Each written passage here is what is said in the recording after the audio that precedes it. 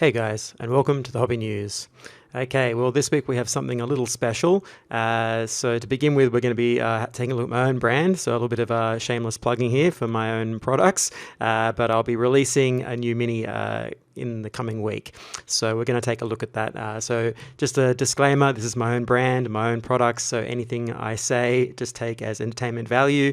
All my critique will be obviously very subject to the fact that it's mine, and yeah, so just take it for entertainment's sake, unless you're really into this, in which case by all means get into it and enjoy my my minis. But apart from that, we're going to take a quick look and then we'll move on to some GW stuff. So yeah, if you just come to the Blight of Gods website, which is in the link in the down there, blightofgods.net or blightofgods.net/store, which will take you to the store page. If you come to the home page here, you scroll down, either click up here on news, or you come down here to this little lovely picture here with this fantastic little miniature.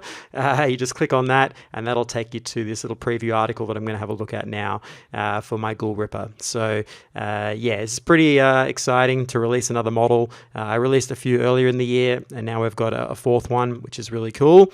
And yeah, this one's called a Ghoul Ripper, so nice and easy. So yeah, this is him here in the image.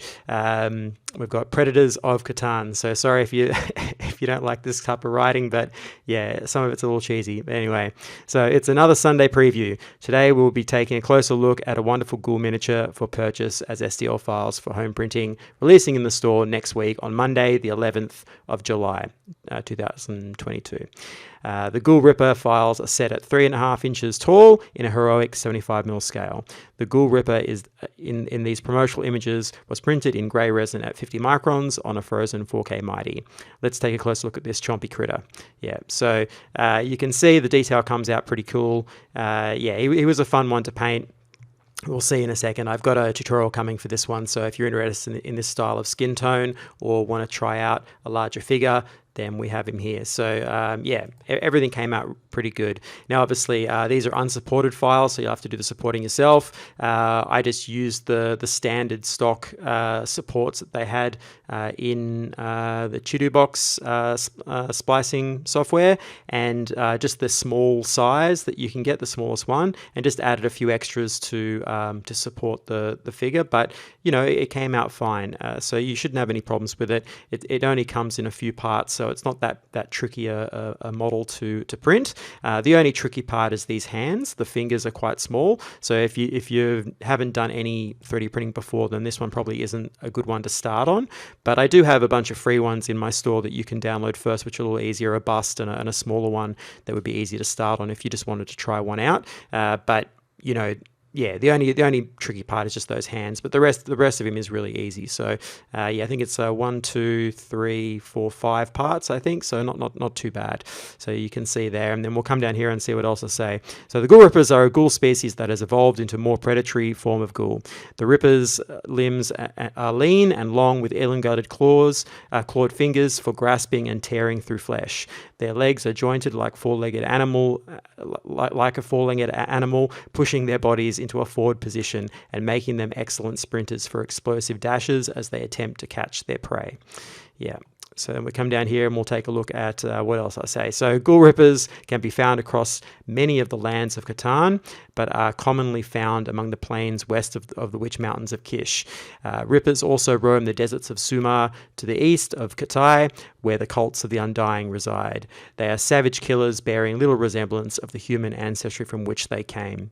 Yeah, so basically this is all part of my world. So I've been slowly building this over the last few years, and yeah, I finally got a lot of it together, and I can start to, you know, slowly unveil the lore and background for all of these. So yeah, these little Ghoul Rippers are everywhere in this particular world, and Catan, which is where they're all from, and yeah, this is, I guess, the more predatory version, but there are many different types of ghouls in my little world, and yeah, this is the one that I'll be releasing soon, on the 11th of July. So yeah, the Ghoul Ripper STL files will be up for purchase in the store on Monday, the 11th of July. In addition to the STL files, there will be a showcase video up on my channel, which will feature this model in closer detail, and on Thursday the 14th, 5th of July, a painting tutorial for this Savage Beast will be ready to help get your miniatures painted, and printed.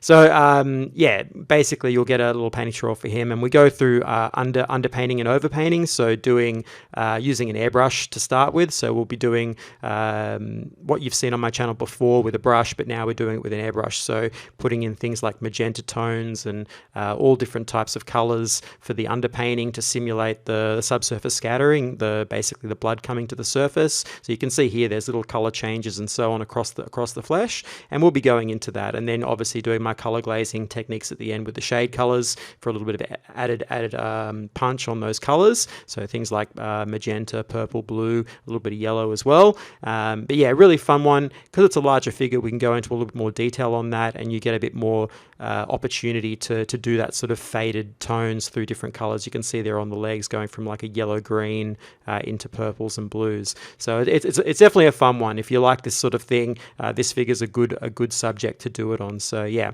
I just want to let you know. So once again, the 11th, which is Monday, this figure will be releasing in the store. And if we just click over to the store here, we can take a look. So this is one of the free ones here, but it'll arrive here, and I think I've set it for, I think it's like $4.50 Australian as of this video. So if you're watching this within any short time of this video, then that's what the price will be. So pretty cheap, but you can also get this free one here and another one there, a bust. So if you just want to test out my quality of miniatures and all of that. So yeah, that's the end of the shameless plugging. I guess we'll get on to some of GW's stuff. But yeah, it's pretty cool that I'm releasing this, so I'm really happy. Anyway, let's get on to some other things. So GW is going to be releasing more of these Votann images for us to peruse before they release, and I think these are their elite ones, and they look pretty cool, pretty chunky. Obviously they'll be shorter than a Space Marine, so it's going to be interesting. Well, they should be anyway, so it'll be really interesting to see the dimensions once the miniatures release, but they're looking really cool. I can't wait for this. It's a really cool thing to have dwarves in space finally being a thing. So exo armor turns leagues of Votann elites into mountains of muscle and guns. Yep.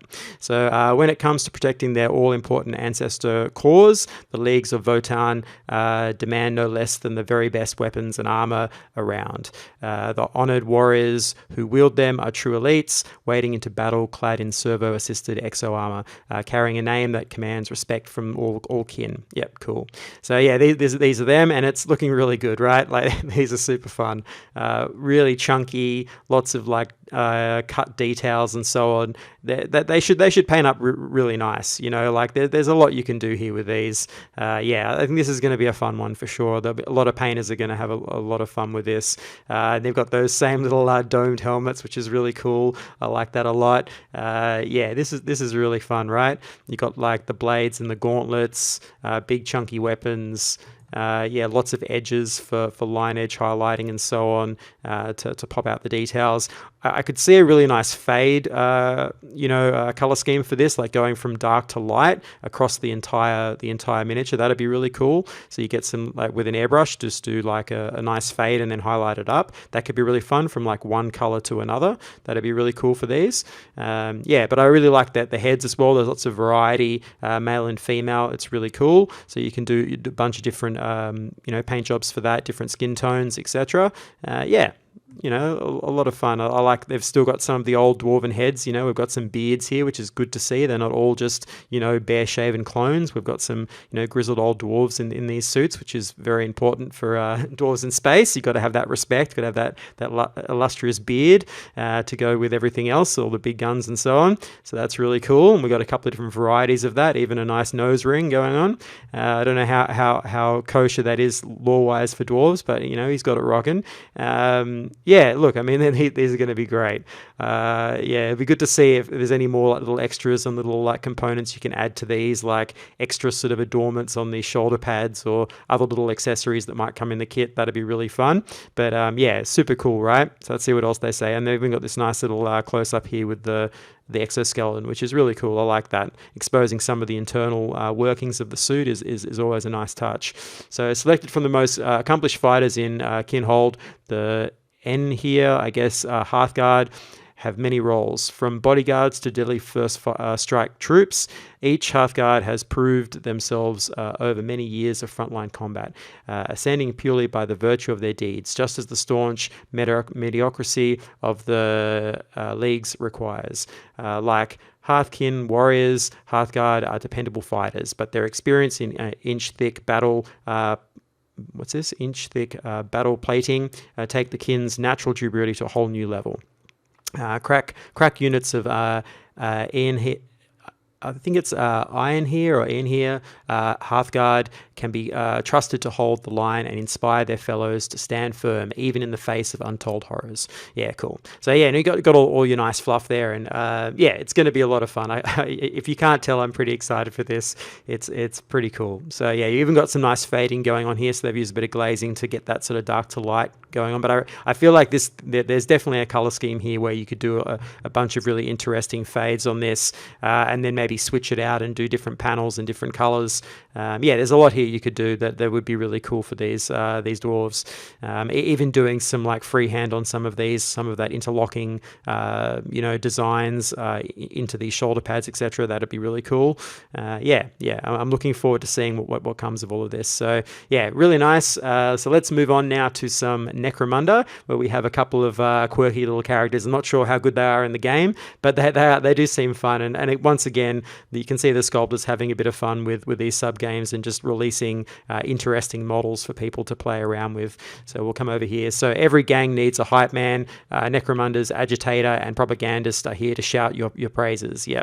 So we've got some really interesting models here, and this really does like fit into that, I guess, more cyberpunk sort of style of aspect to Necromunda. We've got all these. It reminds me of a lot of things. A little bit of Matrix in there, a little bit of Dark City. I think it's Dark City, is it?